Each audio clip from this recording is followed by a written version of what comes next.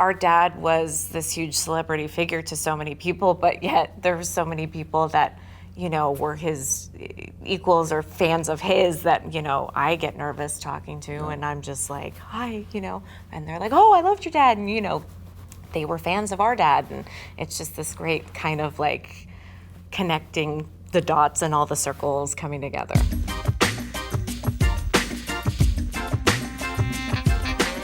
How are you guys all feeling after last night, opening the fest and everything? Good. How did it go? Tired. Trying to process it all. Yeah, it was overwhelming. It was really beautiful though. Fun night. Speaking for myself, I wasn't really quite prepared for the size of the event. Mm-hmm. It's a great honor to be the opening night film for sure, but it just didn't really land until I went on that carpet and was just like, oh my God, like what a absolute huge red carpet for John. That was the thing. I just tried to spend as much time as I could during all of that, just thinking, wow, I think John would have really been blown away by the showing of love and support.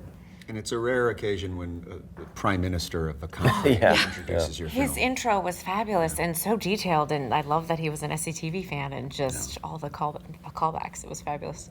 The fact that I actually had met John and had interactions with John, I actually looked at that as a hindrance at first, because I don't know exactly how I can remove myself in that way. And the irony is that I remember almost every exchange that I had with him. And I think that really informed, for me, like what made John so special, so that I knew what everyone was talking about. Yeah.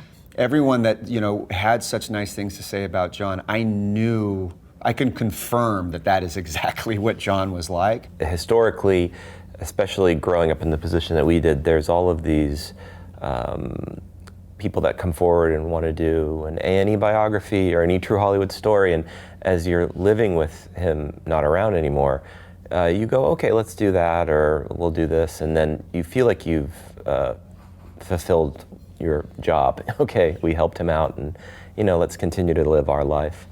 But documentary changed, and we didn't really realize that there was just this huge world of new storytelling going on in the doc space, and slowly people started coming out of the woodworks and presenting themselves.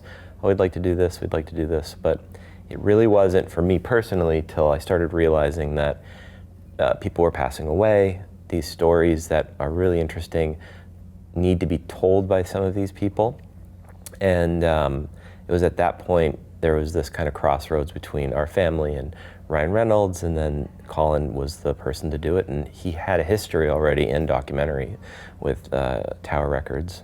It helps also with age for Chris and I to grow up and, move more into adulthood and more into the closer of what our age and our dad's age, and just understanding life more, that we can kind of understand what we want, the story we want to tell and our family wants to tell. And then, like Chris said, and knowing with Collin and Ryan and just all the stars aligned, and we were like, okay, wait, I think this is it. Are we doing this? We're doing this. We're gonna do it? Okay, let's do it. And we did it, and now we're here. The truth of the matter is there's no way that this film should be made without, we can't make a film about John without their involvement. Yeah. It's just that shouldn't exist if that wasn't the case. Collin was the perfect director for this because he had an understanding of what it's like to be in the position of having a celebrity parent.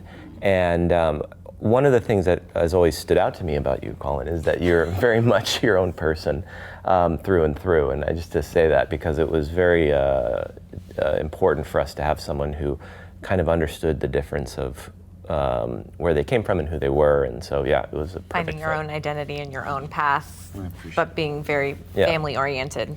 Yeah.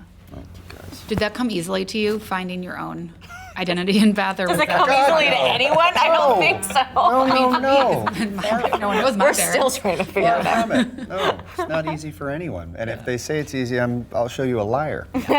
Did any of the stories that John's friends told in the documentary, or maybe some that didn't make the cut, but did anything really surprise you? Did you learn anything like new? Like, this is obviously just something small and silly for me, but the fact that he came in and just shot like 25 hours straight on that Home Alone scene, Yeah. I was like, When Dave talks about our dad having a rough night and going home, and the car ride home or the walk home, and I didn't know that happened. I didn't realize that they had that exchange. So it was also kind of comforting to know that he started to have conversations with his friends about it, because I didn't think they did. I didn't know, as a kid, you don't know what kind of relationship your parents have with their friends. You kind of just see them always laughing, having a good time. But it was nice to kind of hear that our dad could kind of be like comfortable to talk with his friends, and that was almost kind of the beginning of him starting his journey with just figuring out everything that was going on. The one that I was really tickled by is Conan's story. He had told me that when I was on his podcast, like before we had even started making the movie. He was very adamant about telling me the story about how important it was to have spent that one afternoon with John, at the Lampoon at Harvard. I was so nervous when I first met him to tell him I had photos, because I was the one that sent him those photos from Harvard, and we were going through my mom's stuff, and I was working at Lululemon at the time, and he was looking for pants, and I had come up to him, and I'm like, "Excuse me, Mr. O'Brien." Really? I was wondering how he got those photos. I just was so nervous, and I went up to him, and I was like, "Hi, I'm John Candy's daughter. Do you need any assistance with these pants? By the way, I have photos of you at Harvard with my dad."